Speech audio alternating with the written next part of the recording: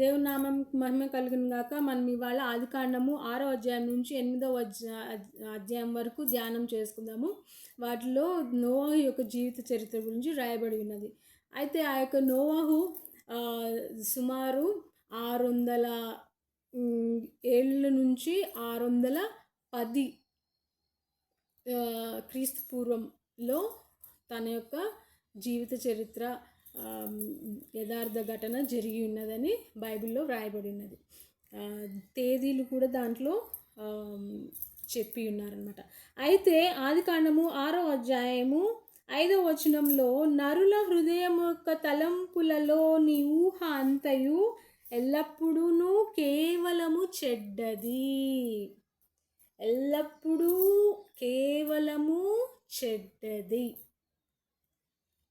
అని యెహోవా చూచి తను సృష్టించిన నరులను, పురుగులను, జంతువులను, పక్షులను భూమి మీద ఉండకుండా తుడిచివేయుదునని అనుకొనెను. ఎంత ఘోరం! కేవలము, ఎల్లప్పుడూ కేవలము వారి యొక్క ఊహ చెడుది. అయితే నోవాహు యెహోవా దృష్టి యందు కృప పొంది ఉన్నాడు. God's grace was upon Noah. Okay, so ఆ ఓడలోని నోవాహు కుటుంబము 2 నెలలు నోవాహు కుటుంబము ఆ యొక్క ఓడలో నివసించి ఉన్నారనమాట. ఆ యొక్క 40 రోజులు ఇంతకుముందు ఆ యొక్క ఓడను దేవుడు తనకు తానే చెప్పి ఉన్నాడు. ఏమేమి కొలతలు? 300 మూరల పొడవు, 50 మూరల వెడల్పు, మళ్ళీ 30 మూరల లోతు,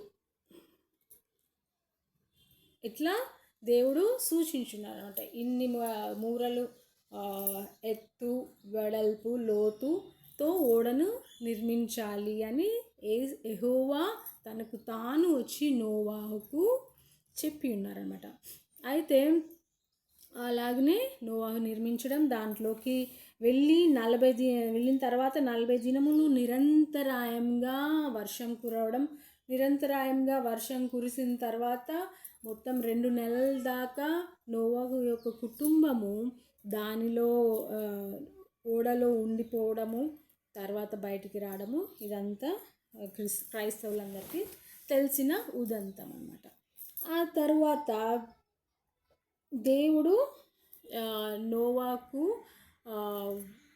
మనవళ్ళని కూడా దయచేస్తున్నారనమాట. నోవాహు తన యొక్క మనవళ్ళని చూసి వాళ్ళందరూ పెద్దయ్యాక అప్పుడు 800 సంవత్సరాలకి వయసుకి నోవాహు చనిపోవడం జరిగిందన్నమాట. ఇదన్నమాట క్లుప్తంగా నోవాహు యొక్క జీవిత చరిత్ర.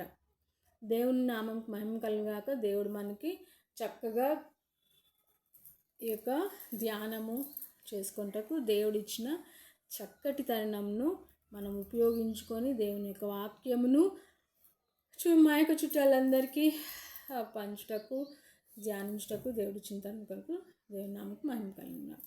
ఆమేన్.